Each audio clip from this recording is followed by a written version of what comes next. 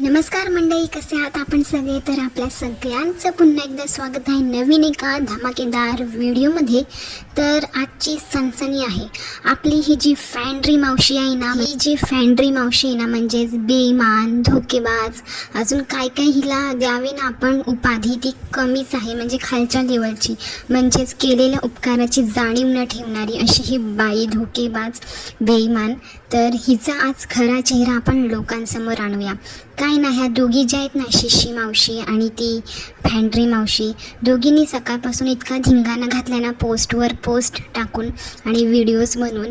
तर काय हो फॅन्ड्री मावशी, तुम्हाला मला एक विचारायचं आहे. तुम्ही जी पोस्ट टाकली आहे ना ज्या व्यक्तीबद्दल, त्या ॲक्च्युली ती जी पोस्ट आहे ना, ज्या आय डीने तुम्हाला कमेंट केली गेली होती, तर तिकडे तुमचाच फोटो वापरलेला आहे, नावसुद्धा तुमचंच आहे तिकडे. आणि त्याचबरोबर तुम्ही म्हणता की ह्या आय डीने मला घाण कमेंट आलेले आहेत. बरोबर आहे तुमचं, पण तुम्हाला एक सांगू का मावशी, चोराने कितीही मोठी चोरी करू दे, एखाद्या मोठ्या गुन्हेगाराने कितीही मोठा गुन्हा करू द्या, पण तो काही ना काहीतरी पुरावे हा मागे ठेवतो. आणि तीच चूक तुम्ही केलेली आहे मावशी. कसं ते मी तुम्हाला सांगते. तर मावशांनो, कानात म्हणजे तेल टाकून नीट ऐका, आणि मंडळी तुम्हीसुद्धा नीट ऐका.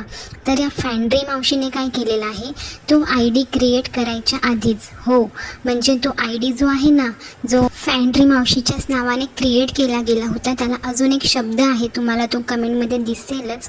तर हा जो आय डी आहे ना, फेक आय डी, ह्या फॅन्ड्री मावशीने क्रिएट केलेला आहे, आणि ती स्वतःच्या कमेंट बॉक्समध्ये जाऊन कमेंट करत आहे.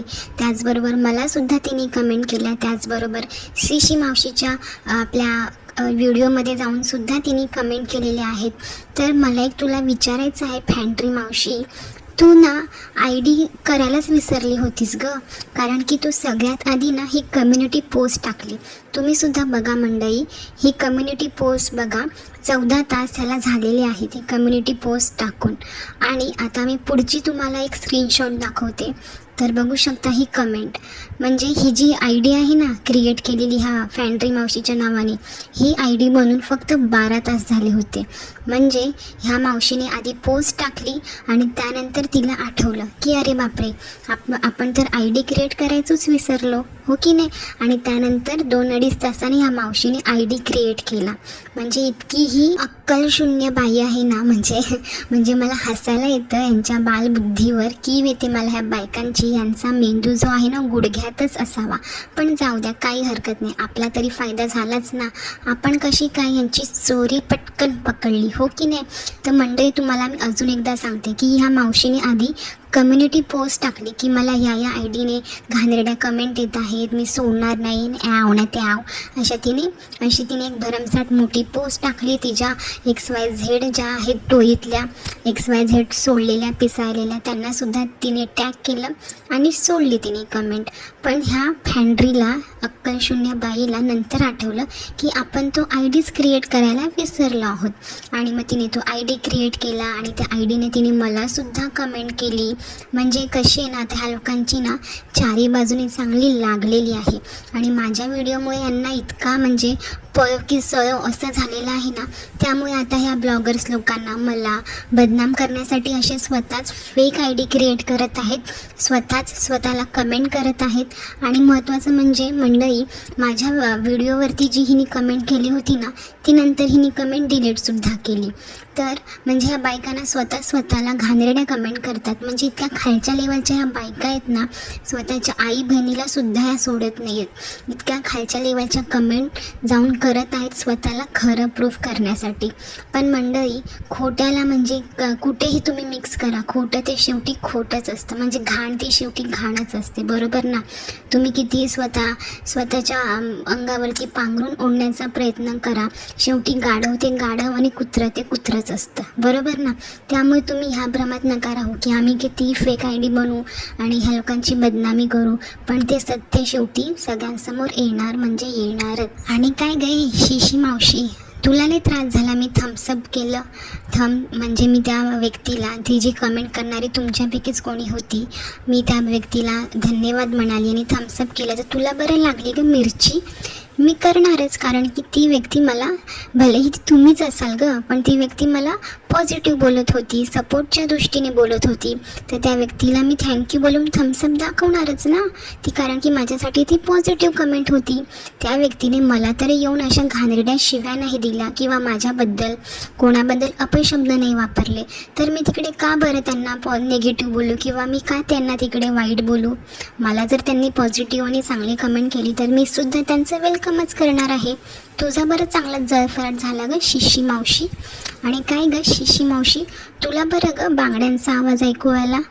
लय गं, तुझं खूप लक्ष असतं म्हणजे माझ्या पॉडकास्टमध्ये, म्हणजे बॅकग्राऊंडला काय काय आवाज येतो का, काय काय हिंट मिळतात का, ह्याच्याच सतत विचारात असता वाटतं तुम्ही लोक, हो की नाही. पण काय ना मावशी, बघ आता घरामध्ये मी एकटी नाही आहे गं, इतरही बायका असतात आमच्या घरामध्ये. आणि जर तुझ्या दृष्टीने मी मुलगी आहे तर आता एक मुलगी म्हणून, आणि त्यातली त्यात मराठी मुलगी म्हटल्यावरती टिकली बांगडी हे तर असणारच ना गं. आता तुझ्यासारख्या कुचकट बायकांना ते काय करणार, हो की नाही. कारण की तुमचं पूर्ण आयुष्यच आतापर्यंतचं एकमेकांना खाली दाखवण्यात, चुगलचपात्या करण्यात गेलेलं आहे, बरोबर ना. आता एक मराठी मुलगी लग्न झालेली असू दे किंवा लग्न न झालेली असू दे, ती टिकली बांगडी तिच्या आवडीप्रमाणे लावते घालते, त्यात चुकीचं काहीच नाही आहे. आणि तू जो थर्ड जेंडरचा जो अनादर केलेला आहेस ना, की मी थर्ड जेंडर आहे, मी ह्याव आहे, मी बांगड्या घालणारी आहे, मी तो आहे, तर I respect that third gender person. ठीक आहे, तुझी लायकी कळली गं, की तू थर्ड जेंडरबद्दल तुझे विचार काय आहेत ना ते कळलेले आहेत. पण तू मला ते जरी समजत असली ना तरी मला काडी मात्र फरक पडणार नाही आहे, कारण की थर्ड जेंडरसुद्धा माझ्यासाठी एक माणूस आहेत आणि मी त्यांचा आदर करत आलेली आहे आणि तसेच संस्कार मला मिळालेले आहेत. कळलं का शिशी मावशी. आणि काय यार, तू त्या धनश्रीच्या भाचीच्या मागे लागलेस हात धुवून. ही ती जेव्हा धनश्रीला भेटते किंवा धनश्री तिला भेटते किंवा ते एकमेकांना गिफ्ट देतात किंवा बांगड्यांचा आवाज येतो, त्याच्यावरनं म्हणजे काय तुम्ही लोक तिच्या मागे लागल्यात. ते ऐकून मी इतकी हसत होती ना, की म्हणजे काय बोलावं आता ह्या बाईला. म्हणजे तुझ्या बालबुद्धीची ना मला खरंच कीव येते गं मावशी. म्हणजे तुला एखाद्याला काही ना काहीतरी ॲलिगेशन्स लावायचे आहेत म्हणून काहीही लावायचे, कुछ भी. अरे रे रे रे रे रे रे. तर मावशांनो, मला तुम्हाला हे म्हणायचं आहे की तुम्हाला जर इतक्या घाणेरड्या कमेंट केलेल्या आहेत त्या फॅन्ड्री नावाच्या आयडीने, किंवा खालच्या लेवलला जाऊन कसं काय बोलू शकतात ना त्या तुम्हाला. म्हणजे कसं आहे ना, हे सुद्धा एक कर्मच आहे हो मावशी. तुम्ही इतके महिने झालं ह्या ब्लॉगर्स लोकांना त्रास देत आहात, फेक आयडीने जाऊन त्यांना घाणेरड्या कमेंट करत आहात.